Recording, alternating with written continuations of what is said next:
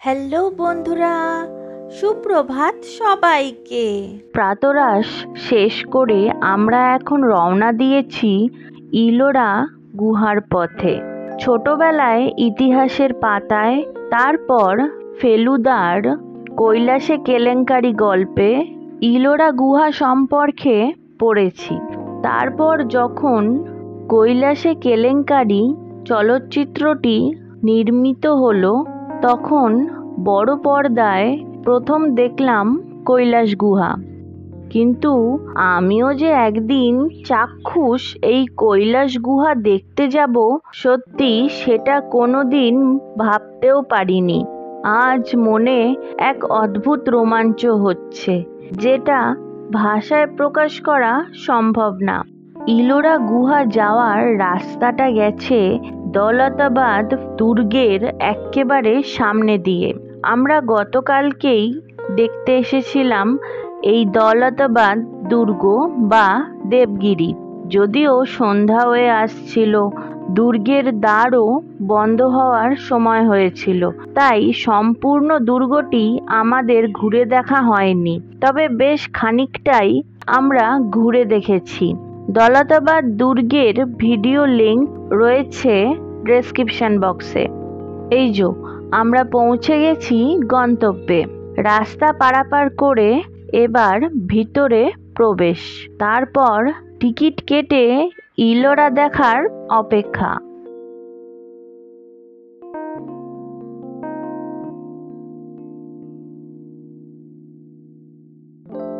ওই যে সামনে লাইন দেখছেন, ওটাই হলো টিকিট কাটার লাইন। আর এই টিকিট ঘরের সামনেই রয়েছে একটা কিউআর কোড, যা ফোনে স্ক্যান করলে পাওয়া যাবে ইলোরা সম্পর্কে নানা তথ্য। চলুন, আমাদের টিকিট কাটা হয়ে গেছে। এবার গুহার পথে আমরা পা বাড়িয়েছি। মাম্মাম একটা সেলফি স্টিক দেখছে। একটা পছন্দসই আমাদের কেনাও হলো। কিন্তু ব্যাপারটা হলো, আমরা যখন বেড়ানো সেরে বাড়ি ফিরলাম, তখন এই সেলফি স্টিকটা আর খুঁজে পাওয়া গেল না। না মুম্বাইতে, না আমাদের কলকাতার বাড়িতে। কোথায় যে হারালাম আমরা। আমার মাঝে মাঝে এখন মনে হয় হয়তো অজন্তায় ফেলে এসেছি, আবার কখনো মনে হয় ঔরঙ্গাবাদে ফেলে এসেছি। কি জানি, হারিয়েই গেল। এসে গেছি 16 নাম্বার গুহার খুব কাছাকাছি। কৈলাস মন্দিরের সামনে আমাদের সপরিবারের একটি ছবি। এবার চলুন ইলোরার এই কৈলাস মন্দির ঘুরতে ঘুরতে ইলোরা সম্পর্কে কিছু তথ্য দিই। আশা করি আমি যেসব তথ্য দিচ্ছি, এই সব তথ্যের কথা আমরা সকলেই ইতিহাস বইয়ে পড়েছি। শুনে দেখুন তো কোন কোন তথ্যগুলি মনে পড়ছে। ইলোরা গুহা ঔরঙ্গাবাদ শহর থেকে 29 কিলোমিটার উত্তর পশ্চিমে অবস্থিত। বর্তমানে ইলোরা গুহা ও নিকটবর্তী অজন্তা গুহা মহারাষ্ট্রের মারাঠওয়াড়া অঞ্চলের একটি প্রধান পর্যটক আকর্ষণ এবং ভারতীয় প্রত্নতাত্ত্বিক জরিপ ASI এর অধীনে এগুলি সুরক্ষিত রয়েছে। ইলোরা গুহাগুলি ষষ্ঠ শতাব্দীর পরবর্তী সময়কাল থেকে ভারতের মহারাষ্ট্রের ঔরঙ্গাবাদ জেলায় অবস্থিত। ইলোরার এই গুহাগুলিকে ভেরুল নামেও ডাকা হয় এবং ইলুরাও বলা হয়, যা প্রাচীন নাম ইলুরপুরমের সংক্ষিপ্ত রূপ।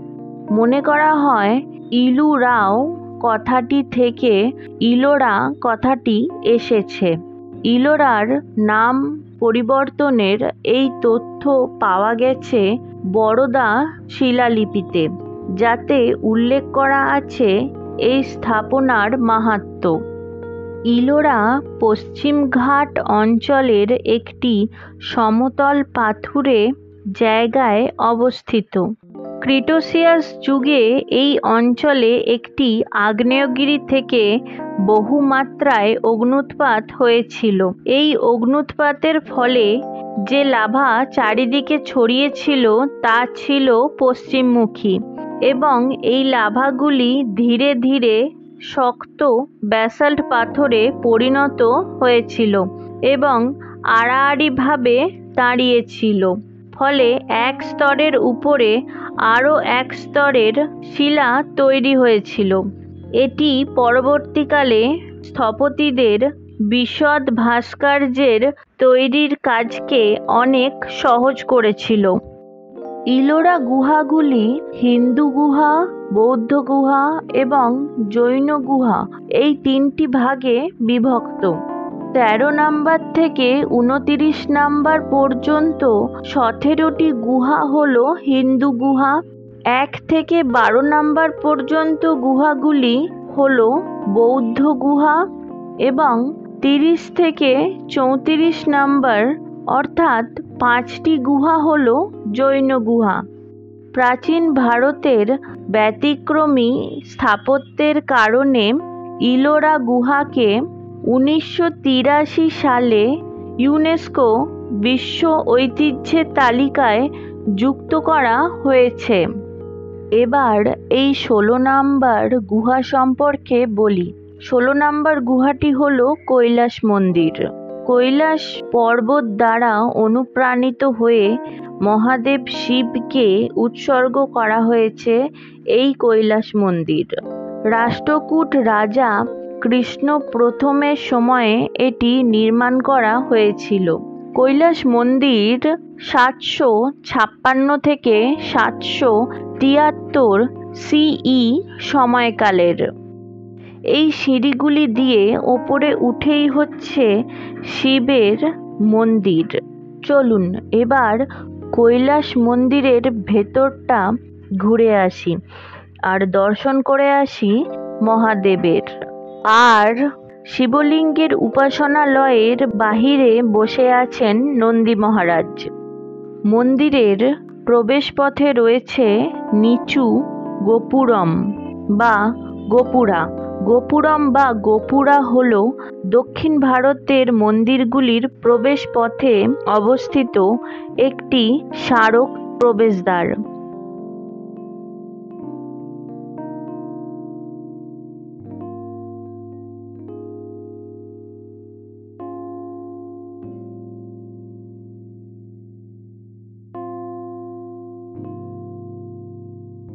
এই হলো কৈলাস মন্দিরের মূল উপাসনালয়। দেখতেই পাচ্ছেন মন্দিরের ভিতরে আলো খুবই কম। কিছু জায়গাতে ছোট ছোট বৈদ্যুতিক আলো বসানো রয়েছে, তবে তাদের আলোয় এই অন্ধকার দূর হচ্ছে না। আমিও ভিডিওটা এই রকম আলো আঁধারির মধ্যেই রাখছি।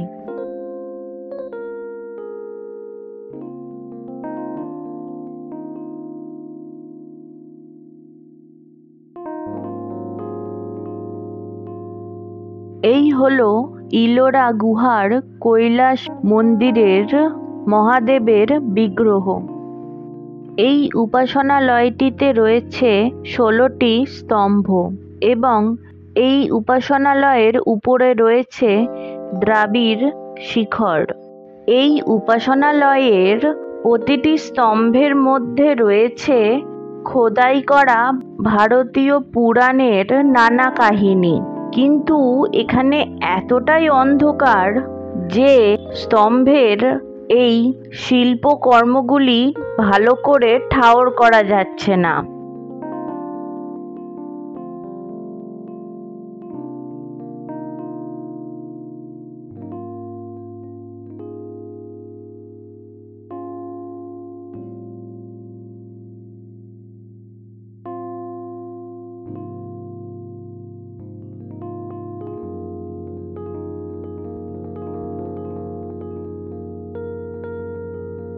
ইলোরার সমস্ত স্মৃতিস্তম্ভ সাতবাহন আমলে অর্থাৎ বৈদিক রাজবংশের যুগে নির্মিত হয়েছিল এবং পরে বৌদ্ধ গুহা এবং জৈন গুহাগুলির নামকরণ করা হয়।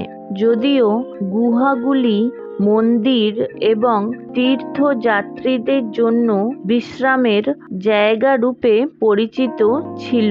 প্রাচীন দক্ষিণ এশীয় বাণিজ্য রুটে এই স্থানটির অবস্থান দাক্ষিণাত্যের অঞ্চলের একটি গুরুত্বপূর্ণ বাণিজ্যিক কেন্দ্রে পরিণত হয়েছিল।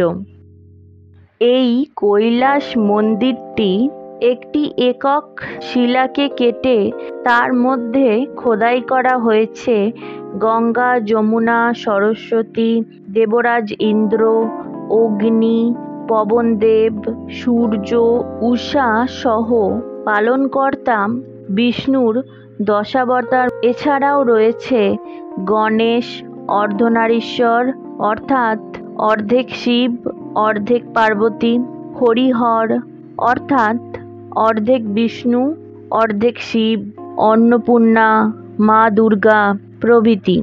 মন্দিরের বেসমেন্ট স্তরে অসংখ্য শৈব, বৈষ্ণব ও শক্তির কাজ রয়েছে। কৃষ্ণের শৈশব থেকে 12টি পর্ব রয়েছে এখানে।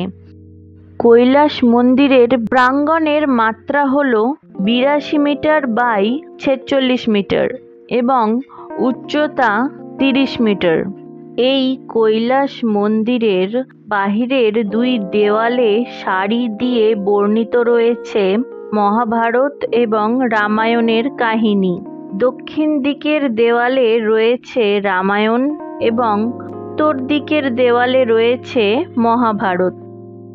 ইলোরার এই কৈলাস গুহা নিয়ে একটি লোককথা প্রচলিত আছে। সেটি হলো, রানী একবার অভিমান করে বলেছিলেন, যতদিন না পর্যন্ত কৈলাস মন্দিরের চূড়া দেখা যাচ্ছে ততদিন পর্যন্ত তিনি অন্ন জল গ্রহণ করবেন না। তখন অনেক ভেবে উপায় বের করা হয় যে মন্দিরের খোদাই শুরু হবে ওপর থেকে নিচের দিকে, যা মোনোলিথিক টাইপ নামে পরিচিত। একটি একক পাথরকে ওপর থেকে নিচের দিকে কাটা শুরু করার কিছু সময়ের পরে তৈরি হয় কৈলাস মন্দিরের চূড়া, যা দেখে রানীর অভিমান ভঞ্জন হয়েছিল। মুম্বাইয়ের কাছে এলিফ্যান্টা নামে একটি গুহা আছে। এই গুহাটিও তৈরি হয়েছে এই একই মোনোলিথিক টাইপ অনুযায়ী। এই এলিফ্যান্টা গুহার 2টি ভিডিও এই চ্যানেলে আমি অনেক আগেই আপলোড করেছি, লিংক থাকছে ডেসক্রিপশন বক্সে। ইলোরার প্রাচীনতম গুহাগুলি ত্রৈকুটক এবং ভাকাটক রাজবংশের সময় নির্মিত। গুহা নাম্বার 29 হল একটি হিন্দু গুহা। এটি শিব অনুপ্রাণিত কালাচুরি রাজবংশ দ্বারা নির্মিত। বৌদ্ধ গুহাগুলি চালুক্য রাজবংশের দ্বারা নির্মিত। পরবর্তী হিন্দু গুহা ও জৈন গুহাগুলি রাষ্ট্রকূট রাজবংশের শাসনকালে এবং শেষ জৈন গুহাগুলি নির্মাণের সময় ছিল যাদব রাজবংশের শাসনকাল। ছোটবেলা থেকেই ভারতীয় পৌরাণিক গল্প, গ্রিক পৌরাণিক গল্প সম্পর্কে কৌতূহলটা ভীষণ বেশি। আমার এই কৌতূহলের পিছনে সমস্ত কৃতিত্ব হচ্ছে আমার ঠাকুমার। মনে আছে ছোটবেলায় পাওয়ার কাট হলে আমি পড়া ফেলে ঠাকুমার কাছে বসে পুরাণের নানা গল্প শুনতাম। ঠাকুমার বলা সেই সব গল্পগুলো ইলোরার দেওয়ালে দেখতে পাচ্ছি। তারপর এমএ পড়ার সময় পার্ট 2তে আমি ফোকলো নিয়েছিলাম স্পেশাল পেপারে। যখন ফোকলো নিয়ে পড়ছি তখন জেনেছিলাম প্রাচীনকালে মন্দিরের দেওয়ালে এই পৌরাণিক চিত্র কেন খোদাই করে রাখা হতো। অতীতের সময়ে অনেক মানুষই পড়তে লিখতে অক্ষম ছিলেন, কিন্তু এই পৌরাণিক গল্পগুলি শুনে শুনে মনে রাখতেন। তাই তখনকার দিনের শিল্পীদের প্রধান কাজই ছিল মন্দিরের দেওয়ালে সেই সব কাহিনী ছেনি হাতুড়ির মাধ্যমে ফুটিয়ে তোলা, যাতে প্রজন্মের পর প্রজন্ম মন্দিরে আসে এবং মন্দিরের দেওয়ালে থাকা এই খোদাই করা শিল্পকর্ম দেখে তারা ভারতীয় পৌরাণিক কাহিনীগুলি সম্পর্কে অবগত হয়।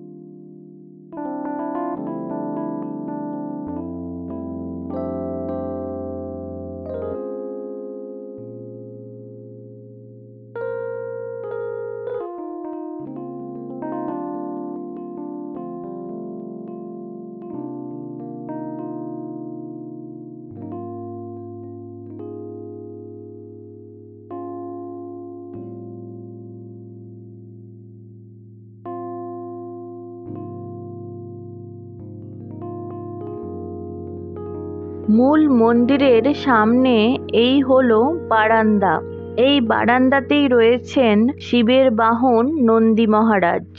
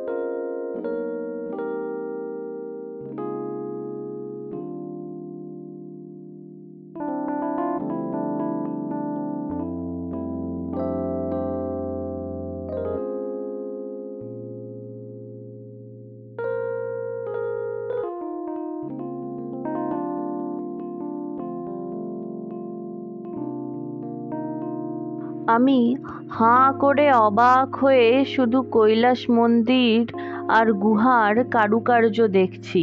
সত্যি তখনকার দিনের শিল্পী মানুষরা কোন স্তরের শিল্পী ছিলেন সেটা ভেবেই অবাক লাগছে। শুধু ছেনি আর হাতুড়ি দিয়ে পাথর কেটে কেটে তার মধ্যে পৌরাণিক কাহিনী ফুটিয়ে তুলেছেন তারা। সেই সব শিল্পীদের কুর্নিশ জানাই। তাদের পরিশ্রম, তাদের দক্ষতা, তাদের গায়ের জোর, তাদের মানসিক বল, ধৈর্য আর জ্ঞান ভাণ্ডার, সব কিছুই যা তারা ফুটিয়ে তুলেছে প্রাচীন যুগের মন্দিরের দেওয়ালে। এই মন্দিরের দেওয়ালগুলি আজও ভারতীয় পৌরাণিক কাহিনীগুলোকে সজীব করে রেখেছে। তখনকার শিল্পীদের কথা ভাবলে সত্যি খুব অবাক লাগে, কারণ তারা পাথর কেটে তার মধ্যে ফুটিয়ে তুলতেন শিল্পকর্ম।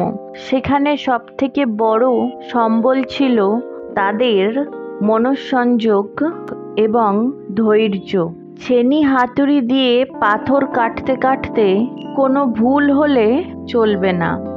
আজকের দিনে আমরা যারা ছবি আঁকি তারা জানি কোথাও একটু ভুল হলে ইরেজার দিয়ে কিংবা রঙের ওপরে রং চাপিয়ে সেই ভুলগুলোকে শোধরানো যায়। কিন্তু যারা এই কৈলাস মন্দির বা এই সম্পূর্ণ ইলোরা গুহা এবং সেই যুগের সেই সব শিল্পীরা যারা এমন শিল্পকর্ম তৈরি করে গেছেন, তারা জানতেন সামান্য ভুল হওয়াটাও অসম্ভব। যেমন এই কৈলাস মন্দিরেই একটি মাত্র পাথরকে কেটে এই মন্দির তৈরি হয়েছে। যদি শিল্পীদের কোথাও ভুল হতো তাহলে এই শিল্পকলাগুলির মধ্যে আলাদা করে পাথর জোড়া লাগানোর চিহ্ন থাকতো, কিন্তু এই শিল্পকর্মে তেমন কোথাও কিছুই নেই। একটি পাথরের মধ্যেই খোদাই করা হয়েছে সম্পূর্ণ শিল্পকর্মটি। এই কৈলাস গুহা মন্দিরকে নিয়ে রয়েছে কিছু ভ্রান্ত ধারণা, যার মূলে রয়েছে একটি রহস্য। পাথর কেটে গুহা মন্দির তৈরি করার সময় 4 লক্ষ টনের ভাঙা অবশিষ্ট পাথর জমা হয়েছিল। কিন্তু অদ্ভুত ব্যাপার এই যে এই 4 লক্ষ টন পাথরের কোনো সন্ধান আজও মেলেনি। এই রহস্য থেকেই উদ্ভব হয়েছে নানা ধারণার। অনেকের মতে ছোট ছোট পাথর গুঁড়ো হয়ে সময়ের সাথে সাথে প্রকৃতির কোলে আবার মিলিয়ে গেছে কোথাও না কোথাও। আবার বেশ কিছু মানুষ মনে করেন এই গুহা তৈরির পেছনে রয়েছে এলিয়েনদের কার্যকলাপ। এলিয়েন মানে ভিনগ্রহী প্রাণী। আবার অনেকের ধারণা, যখন এই ইলোরা তৈরি করা হচ্ছিল সেই অতীতের সময়ে শিল্পীদের কাছে এমন কোনো রাসায়নিক পদার্থ ছিল যার সাহায্যে তারা 4 লক্ষ টন পাথরকে নিমেষের মধ্যেই ভ্যানিশ করে দিতে পারত। এছাড়া অনেকের মতে ইলোরা গুহার ভেতরে এমন কিছু সুড়ঙ্গ আছে যেগুলির ভিতরের দেওয়াল প্রসারিত থেকে সংকুচিত রূপে পরিবর্তিত হয়ে ইলোরার নিচের কোনো স্থানে ভেন্টিলেশনের অর্থাৎ বায়ু চলাচলের পথের কাজ করছে। যদিও এই সব ব্যাপারগুলিতে এখনো কোনো প্রমাণ বা বিজ্ঞানসম্মত কোনো তথ্য পাওয়া যায়নি, তাই এই সব তথ্যগুলিকে এখনো পর্যন্ত গুজব বা ভুল রটনা বলেই ধরে নেওয়া হয়েছে।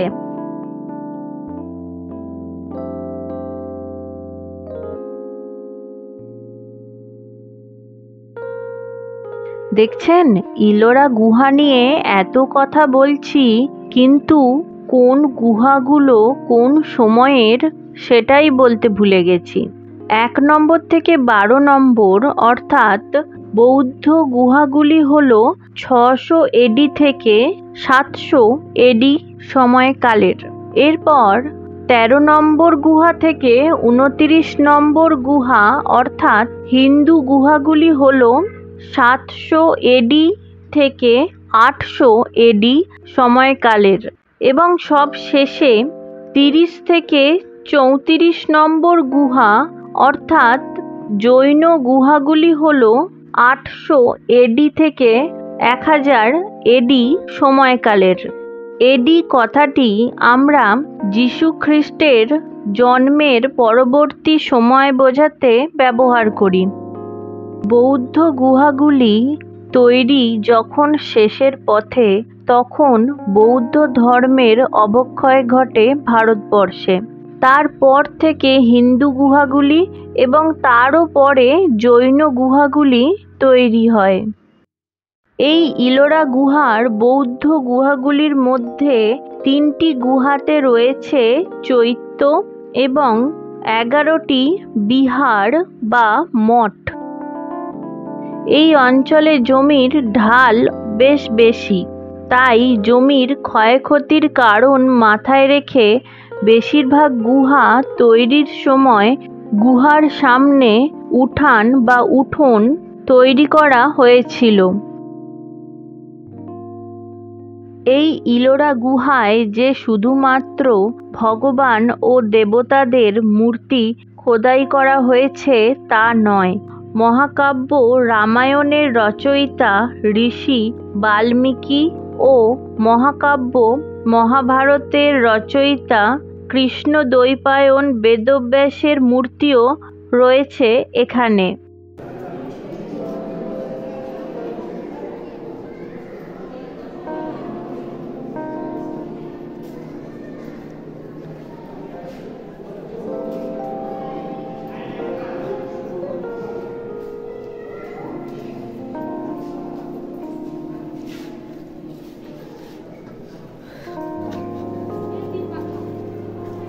ब्रह्मा विष्णू सर एक भगवान है ब्रह्मा विष्णु महेश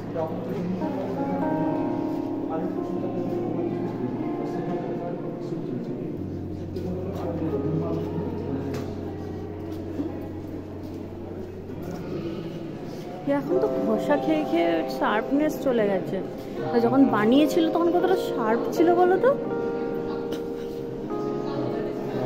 কি ধৈর্য গো, বাপরে বাপরে। এই গুহার পূর্ব, পশ্চিম, উত্তর, দক্ষিণ, ঈশান, নৈঋত, অগ্নি, বায়ু প্রভৃতি দিকের দরজায় রয়েছে দেবতা কুবেরের মূর্তি এবং তার সাথে রয়েছে শঙ্খ, খোল ও পদ্মফুলের খোদাই করা চিত্র।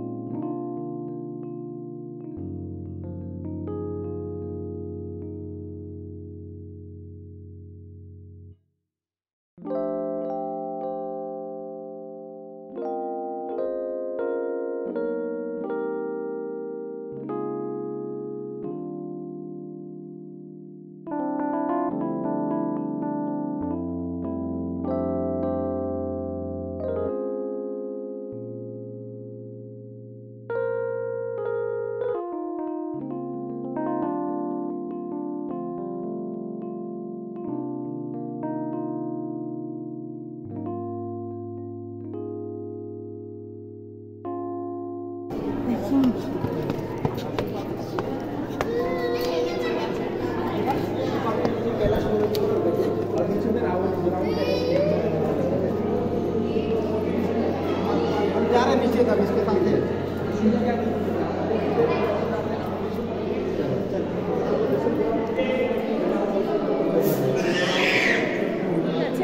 অন্ধকার। হ্যাঁ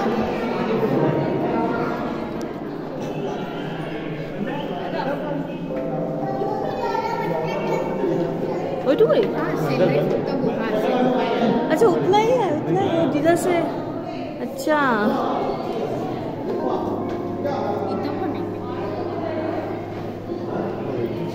ওইটুকুই না।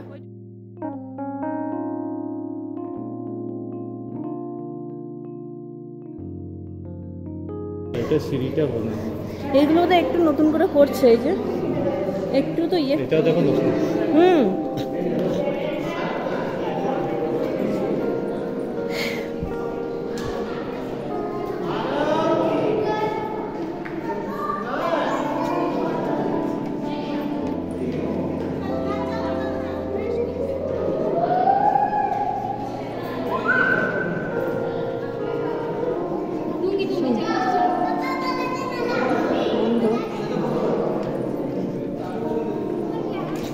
এ বাবাই আগে নামো ভক্কায়।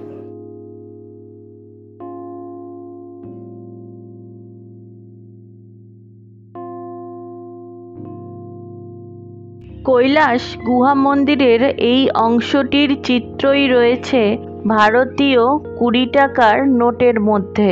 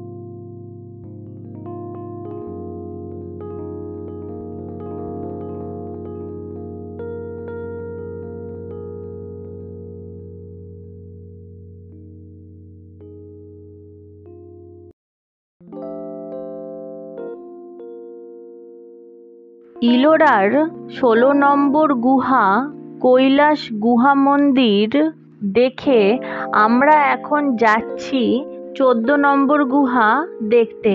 আর 14 নম্বর গুহার পর দেখব 10 নম্বর গুহা। 10 নম্বর গুহার ভিতর রয়েছে বৌদ্ধ ধর্মের একটি চৈত্য। চৈত্য কথার অর্থ হলো স্তূপ বা স্তূপা। ইলোরার এই গুহাগুলির একটির থেকে অন্যটির দূরত্ব কখনো কম কখনো বেশি, তাই যারা এতটা পথ হেঁটে ঘুরতে পারবেন না তাদের জন্য এখানে হুইল চেয়ারের ব্যবস্থা আছে। এখন আমরা প্রবেশ করতে চলেছি 14 নম্বর গুহায়। এটি পালনকর্তা বিষ্ণুদেবের মন্দির। এখানে রয়েছে বিষ্ণুদেবের নানা অবতার ও তাদের কেন্দ্র করে পৌরাণিক কাহিনী।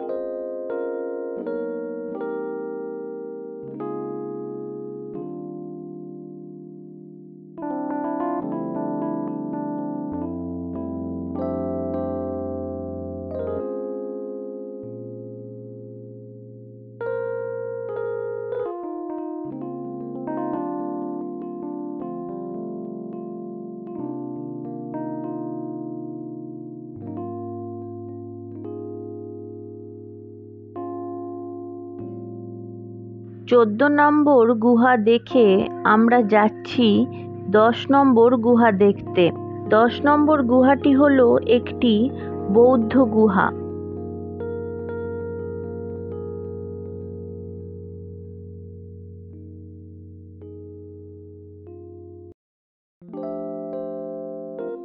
এই যে আমরা এসে গেছি 10 নম্বর গুহার সামনে।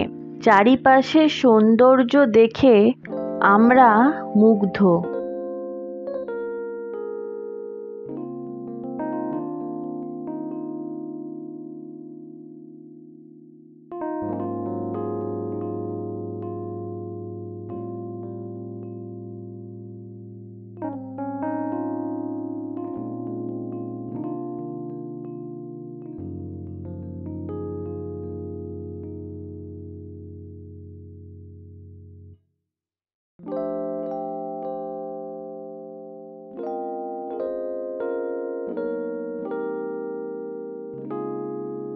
এই গুহাটি উপাসনা হলের সাথে একটি বিহারকে একত্রিত করেছে, যার 8টি সহায়ক কোষ রয়েছে। এটি বৌদ্ধ গুহাগুলির মধ্যে একমাত্র নিবেদিত চৈত্য গৃহ এবং এটি অজন্তার 19 নম্বর এবং 26 নম্বর গুহাগুলির অনুরূপভাবে নির্মিত। এই 10 নম্বর গুহায় রয়েছে একটি খিলানযুক্ত জানালা। জানালা দিয়ে আসা আলো প্রথমেই এসে পড়ে বৌদ্ধ মূর্তির উপর। 10 নম্বর গুহার সাথে 9 নম্বর গুহার একটি পার্শ্বযোগও রয়েছে। এখানে 28টি অষ্টভুজাকার স্তম্ভ রয়েছে। স্তম্ভের উপরের ফ্রিজগুলি হলো নাগারানী, বিনোদনকারী নৃত্যশিল্পী এবং সঙ্গীতজ্ঞদের মতো চরিত্রগুলিকে পাথরে খোদাই করা হয়েছে। চৈত্য হলের শেষের প্রান্তে রয়েছে চৈত্য হলো স্তূপ বা স্তূপা। এই চৈত্যের সামনে বাকখান মুদ্রায় রয়েছেন গৌতম বুদ্ধ। বাকখান মুদ্রা কথার আক্ষরিক অর্থ হলো শিক্ষা দেওয়ার ভঙ্গি। গৌতম বুদ্ধের পিছনে বোধি গাছটিও খোদাই করা হয়েছে।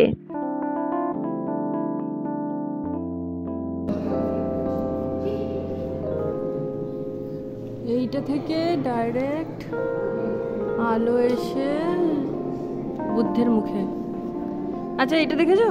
এখান থেকে একটা ডাইরেক্ট আলো আসছে, এই যে উপরে এই আলোটা এসে ডাইরেক্ট বুদ্ধের মুখে। ওয়াও, কি মানে তখনকার দিনে তো কাঁটা কম্পাসও ছিল না।